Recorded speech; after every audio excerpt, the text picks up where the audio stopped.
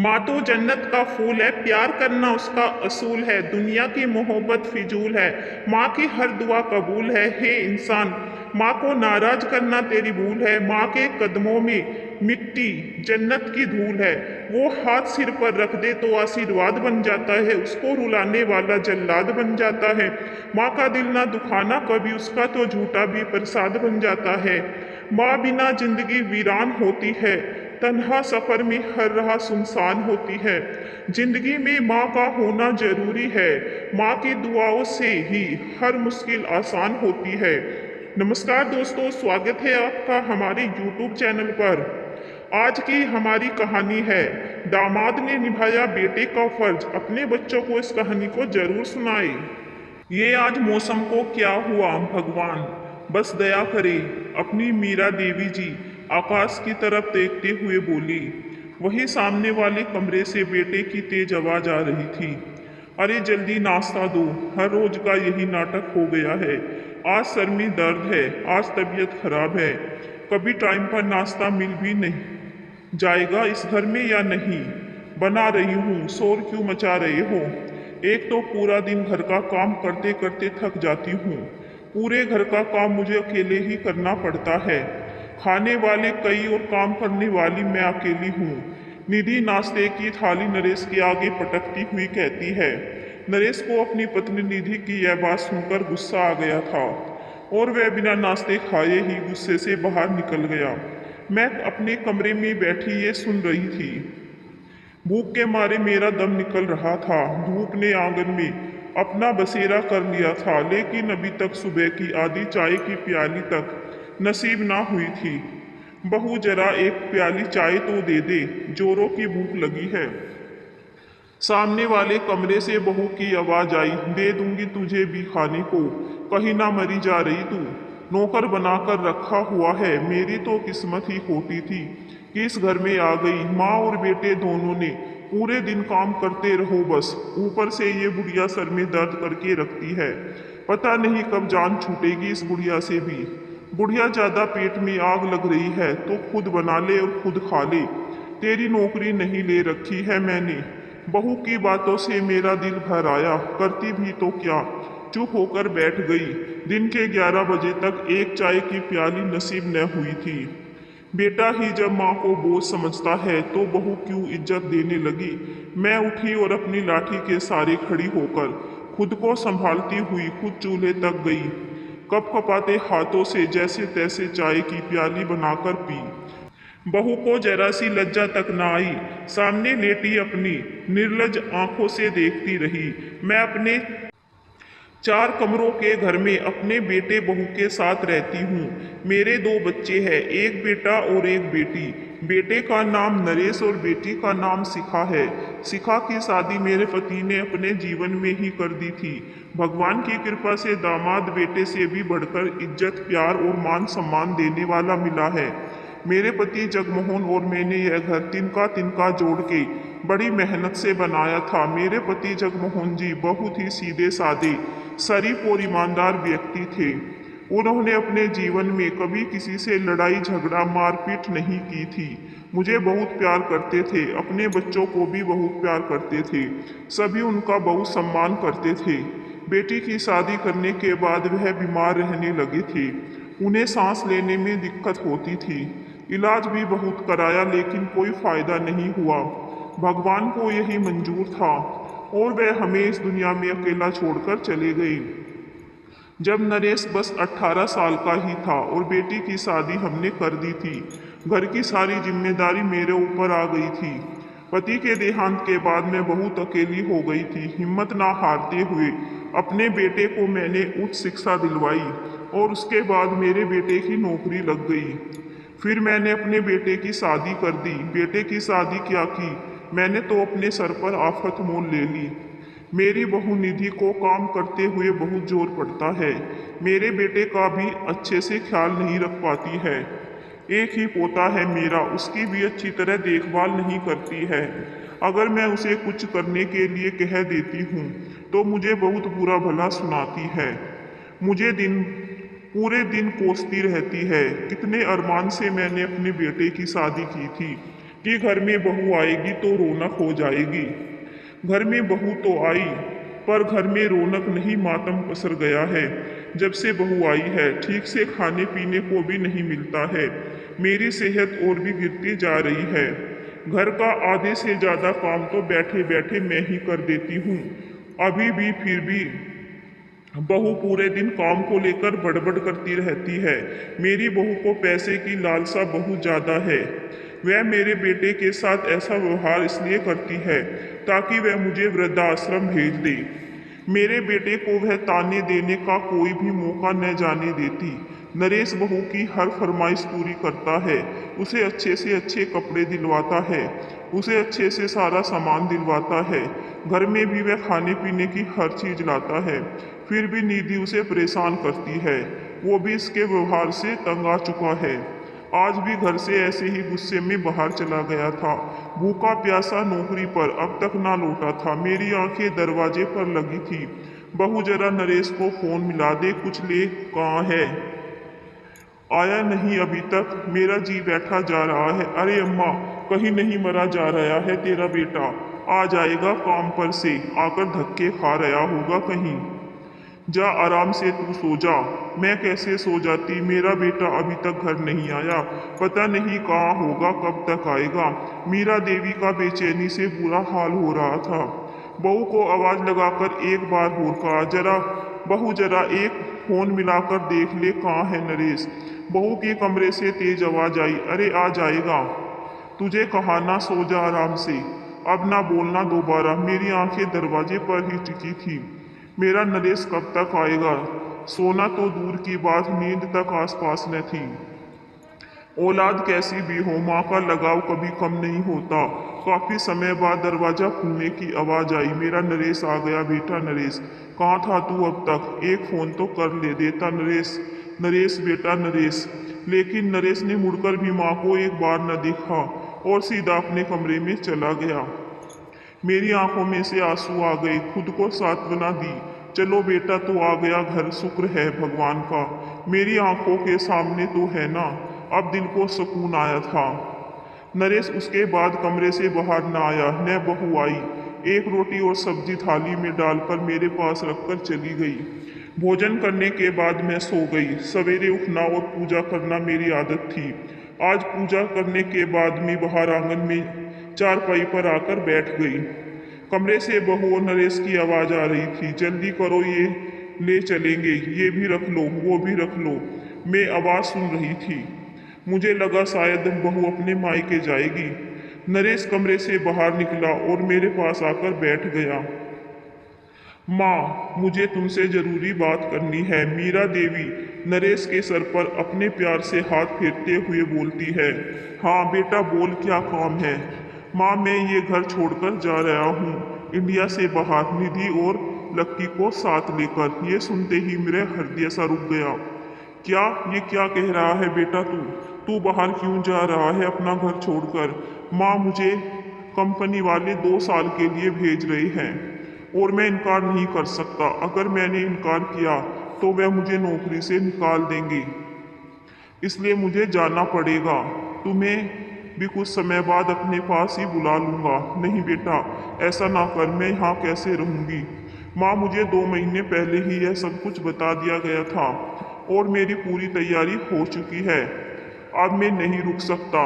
तू 2 महीने से जाने की तैयारी कर रहा है और तूने मुझे बताना भी जरूरी नहीं समझा। मुझे छोड़कर ना जा। मैं रोने लगी। अरे माँ, अब तू कल कल ना डाल, इसलिए मैंने तुम्हें पहले नहीं बताया था। लेकिन बेटा, मैं अकेली यहाँ कैसे रहूँगी? मैंने अपने बेटे को रोते हुए कहा तो बेटा बोला, मैंने कहा ना, मैं तुम्हें भी ले जाऊंगा, अभी तुम यहीं रहो। हम अपना घर अकेले भी तो नहीं छोड़ सकते। नरेश गुस्से से बोला, बेटा अपनी माँ को ना छोड़ के जा। मैं यह कैसे रहूंगी अकेले? रुक जा बेटा, मैं तेरे आगे हाथ जोड़ती हूँ। तेरे बिना मैं यहाँ अकेले नहीं रह सकती। मैं अपने बेटे के सामने रोती रही और गिड़गिड़ाती रही और बार बार कहती रही, अरे माँ, तुम अपना सामान सामने कमरे में रख लेना। खाना के लिए सब चीज लाकर रख दी है, तुम खाती रहना। ये कहकर नरेश वहां से उठकर अपने कमरे में चला गया। मेरा हृदय बाहर निकलने को हो रहा था। मैं क्या करूं, कैसे रोकूं? हे भगवान, ये दिन भी देखना था। इस बुढ़ापे में मेरा रोकर बुरा हाल था। बेटे को जरा भी फर्क ना पड़ा और घर से चला गया। मैं अपनी चारपाई पर अधमरी सी लेटी थी। मेरे हृदय में असहनीय पीड़ा हो रही थी। मुझे पूरा दिन रोते रोते हो गया था। मुझे किसी भी तरह करार नहीं आ रहा था। मेरा बेटा और बहू मुझे छोड़कर जा चुके थे। उन्होंने यह भी नहीं सोचा कि बूढ़ी माँ अकेली घर में कैसे रहेगी। घर साए साए कर रहा था। सुबह से शाम हो गई थी, पूरा दिन बीत गया था। पानी भी न मुंह को लगा था। अकेली बस बेबस सी बैठी रो रही थी। रात होने को थी। दरवाजे से आवाज आई। मैं उठकर बैठ गई। कौन आ गया? तेज तेज कदमों से कोई कमरे की तरफ आ रहा था। मैं और ज्यादा बेचैन हो गई थी। प्रणाम माँ जी।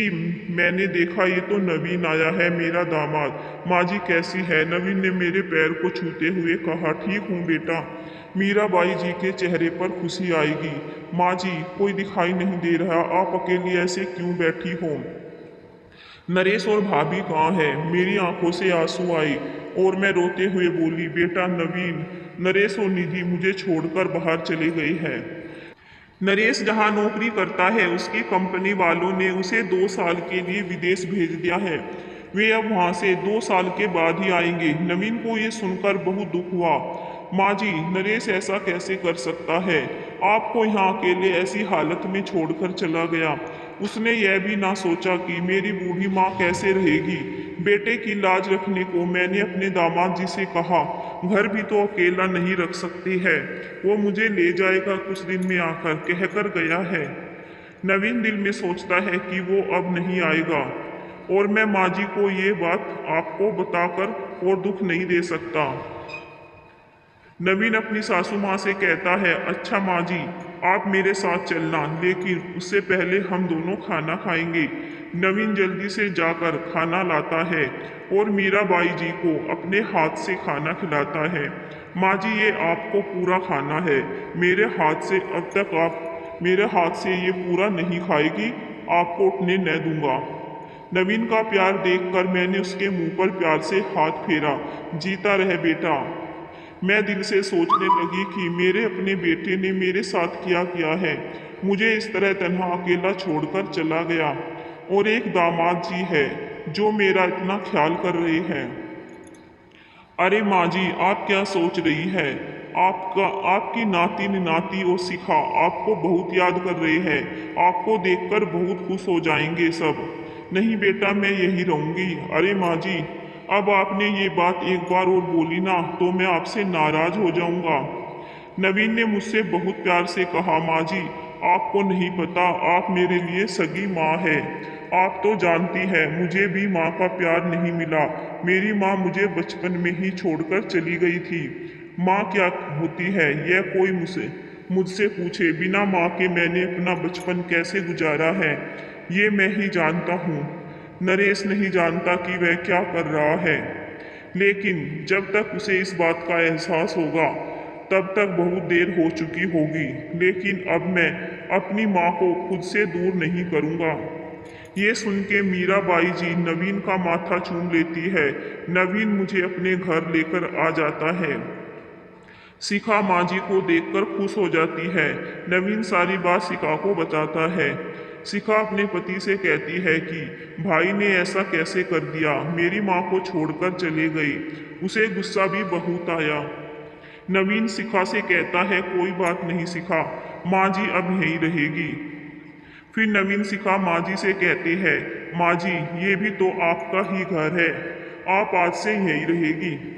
नवीन और शिखा मेरी बहुत सेवा करते हैं, मुझे समय पर खाना खिलाते हैं, समय पर दवाई देते हैं और उनकी हर जरूरत का ध्यान रखते हैं।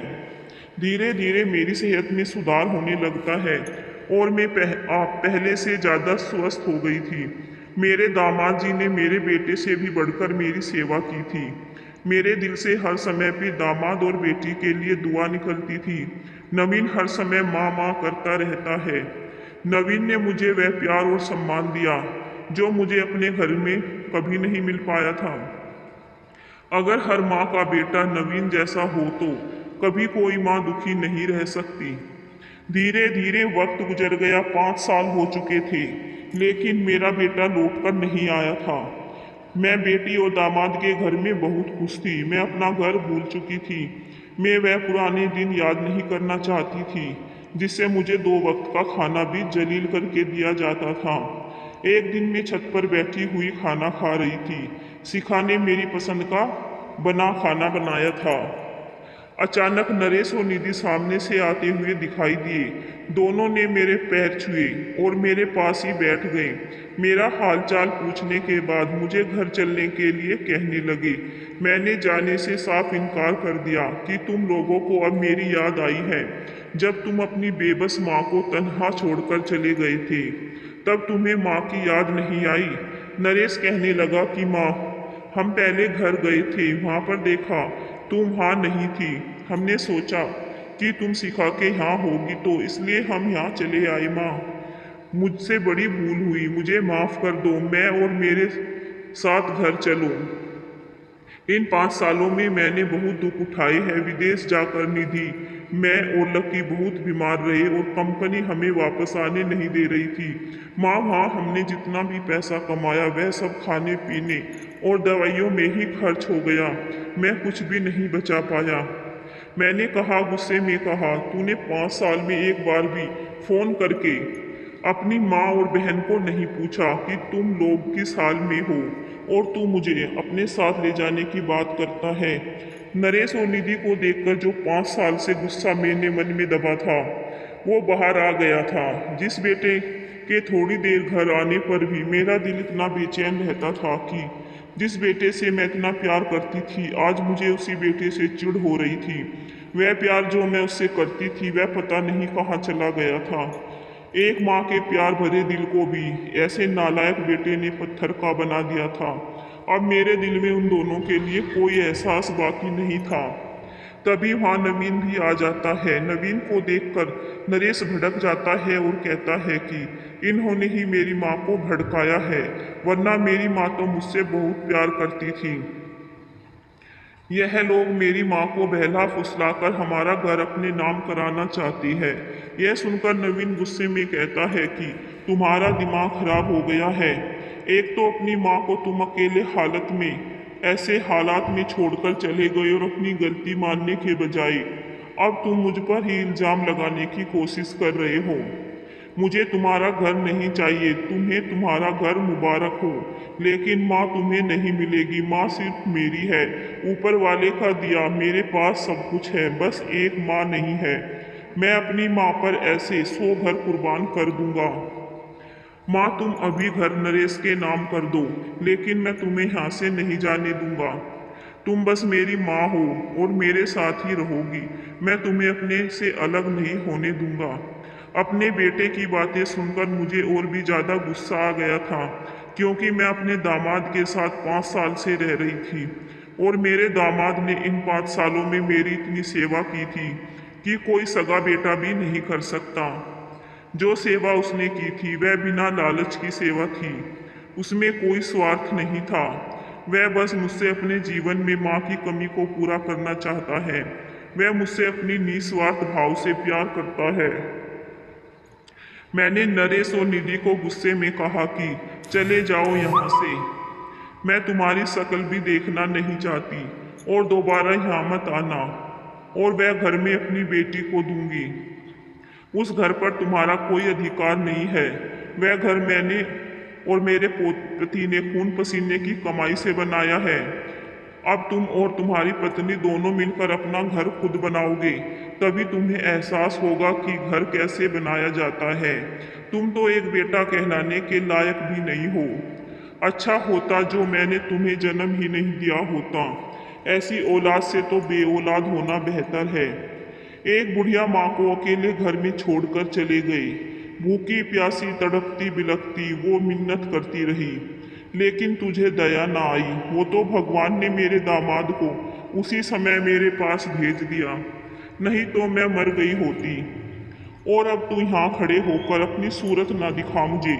मुझे तुझसे घृणा आ रही है कि तूने मेरी कोख से जन्म लिया है। लेकिन माँ, मेरी बात तो सुनो। हाँ माँ, हमारी बात तो सुनो एक बार। दोनों बेटे बहू ने हकलाते हुए माँ से कहा, रुको अभी सुनती हूँ तुम्हारी बात। और माँ इधर उधर से कुछ ढूंढने लगी। माँ के हाथ अपने नाती नातिन की होठी लग गई। माँ ने नरेश को मारना शुरू कर दिया। ले सुना, अपनी बात सुना। नरेश उल्मा करता हुआ निधि को लेकर भाग खड़ा हुआ। मीरा देवी उनके जाने के बाद होकी फेंकती है और अपने हाथ झटकती है। नवीन और शिखा माँ के पास आते हैं, उनके गले लग जाते हैं। मीरा देवी कहती है, जुग जुग जियो मेरे बच्चे। भगवान ऐसा नवीन जैसा दामाद हर किसी को दे। और फिर उनके पास जो भी कुछ था वह अपने दामाद के नाम कर देती है। जब औलाद ने उनसे मुंह मोड़ लिया था तो उन्होंने भी औलाद से मुंह मोड़ लिया था। जो औलाद अपने माँ बाप की इज्जत नहीं करते हैं उनके साथ ऐसा ही होना चाहिए। जब औलाद अपने माँ बाप से मुंह मोड़ लेते हैं तो माँ बाप के दिल में हजार लग जाते हैं, फिर वे जख्म भरते नहीं हैं। और यही नियति का नियम है, जैसी करेगा वैसी भरेगा।